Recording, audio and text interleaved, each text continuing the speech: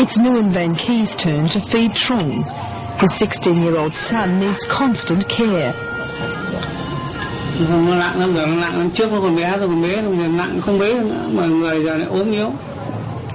Nguyen is a veteran of what the Vietnamese call the American War. He's growing weaker by the day. Cancer pervades his stomach, liver and lungs. Heavy doses of chemotherapy have failed to stem its spread.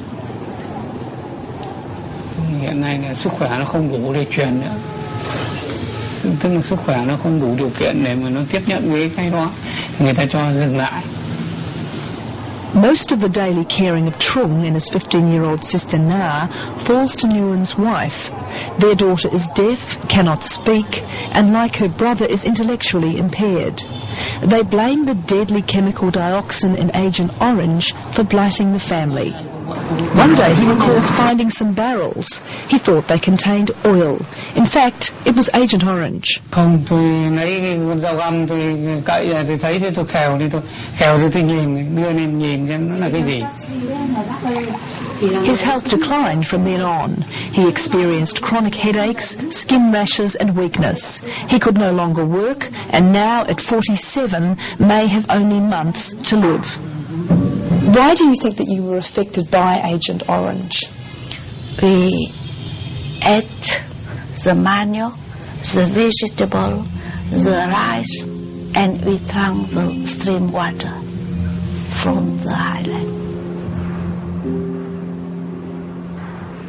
We wash in the stream water, but the stream water is intoxicating also by the spray.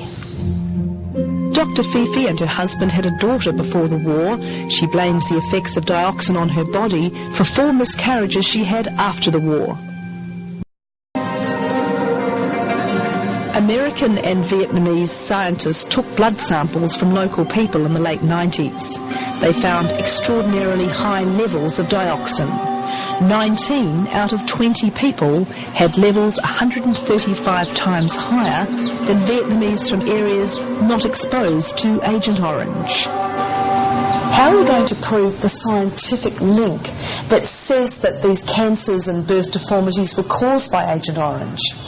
Và chúng tôi đã điều tra so sánh những cộng đồng, những người bị giải chất độc với những người ở những vùng không bị giải chất độc, thì thấy rằng những bệnh tật, những loại ung thư như thế này đó là xảy ra ở trong cộng đồng những người bị giải chất độc nhiều hơn. The rooms of the orphanage behind these locked doors are home to 60 children with physical and intellectual problems. Dr. Nguyen Thi Phong Tan believes 2/3 of the problems were caused by Agent Orange and says they've been left here because their parents are poor and can't look after them.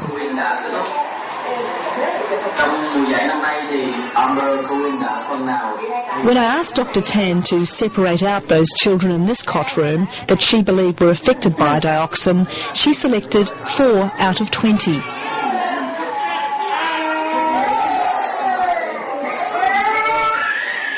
They included 2-year-old Tran Thung Sin.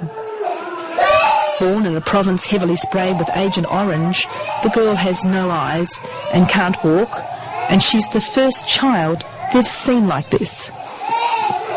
Bên thì có cái nhãn cầu, còn một bên thì non. For some here, life will be short, perhaps only 5 years. For a few, it will also be painful. Duc passes his computer skills on to the other children, including 10-year-old Lin. With no arms but a sharp mind, she is said to be a 3rd-generation Agent Orange victim.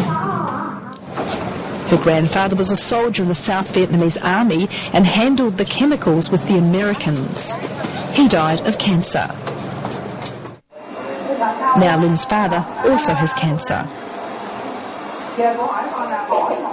Chúng tôi thấy là nó đã tác hại đến đời cháu. Vì thế cho nên là không ai biết được là nó sẽ tác hại đến đời nào thì mới chấm dứt. Downstairs from the maternity wards of the same hospital, is a room that would give any prospective parent nightmares.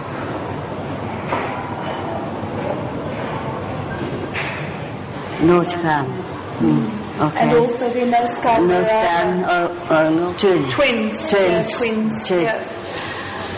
Twins. Lots of twins here. There's a lot of twins here. A lot? Yes. The bottles contain severely malformed fetuses, many of them twins or triplets, aborted mainly in the 80s and 90s. Dr. Tan insists that these unborn babies were the victims of Agent Orange. The Vietnamese countryside is green once more, vegetation grafted over the scars left by Agent Orange. It's the human misery that is harder to camouflage, and the fear that damaged genes will be impossible to heal.